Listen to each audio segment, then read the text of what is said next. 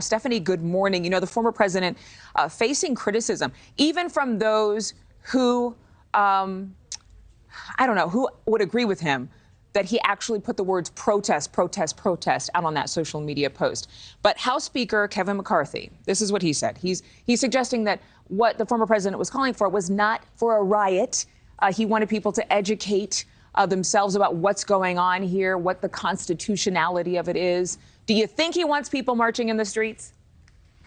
Yes, I do. The former president has a real knack for saying things, writing things with a little bit of plausible deniability. But, you know, with what happened on January 6th, he should know better. I'm glad that I've seen a lot of Republicans, including Kevin McCarthy, say that we need to have peace and wait. Of course, protesting is everybody's First Amendment right. But again, with the specter of January 6th over us, I believe the former president knew what he was doing. And, you know, he's just looking for people to be on his side. And I think he's frankly trying to intimidate perhaps the Manhattan DA to suddenly change their mind about going forward. But the Manhattan DA has some controversy surrounding himself, right? I mean, the fact that he has to have such ironclad evidence to make this indictment make sense on a case that is so old. I mean, the fact that I'm still talking about Stormy Daniels 7 years later is a bit disturbing, not just to me, but to a lot of people, I would think, in America. Is perception reality here? I mean, the law is the law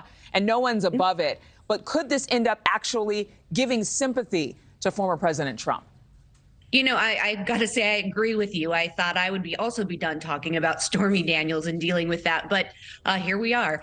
I think that, of course, it's going to rile up his base and it's going to garner support there. I do hope the Manhattan DA has, you know, his ducks in a row. We don't know what evidence they have yet. We don't know what charges they're going to potentially bring. We don't even know if the man is going to be arrested yet tomorrow.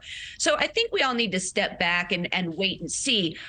You know, Pence that you had just talking a few seconds ago, he was saying that it seemed politically charged to him. I understand that that's a good talking point right now. But again, we don't know what he has. They might have new evidence that we don't know about that will make this make sense to us, you know, once everything comes out. Could this make sense to the Republican Party? Could this end up actually unifying and galvanizing them because of the constitutionality surrounding this case?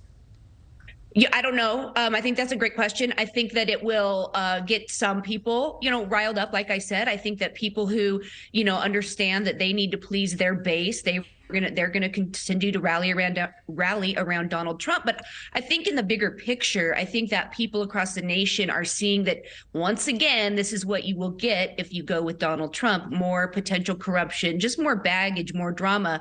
And I think it was so obvious with, you know, the last couple elections, the midterms, and then the presidential election when Biden beat Trump, that people are tired of this. They're tired. They're not tired of Republican policies, but they are tired of the drama that comes along with him. So I think big picture, it won't help the Republican Party. But I think, of course, it's going to galvanize his base and get a lot of people to support him in the short term. Thank you for watching. Go to newsnationnow.com to find NewsNation on your television provider. And don't forget to click the red subscribe button below to get more of NewsNation's fact-driven, unbiased coverage.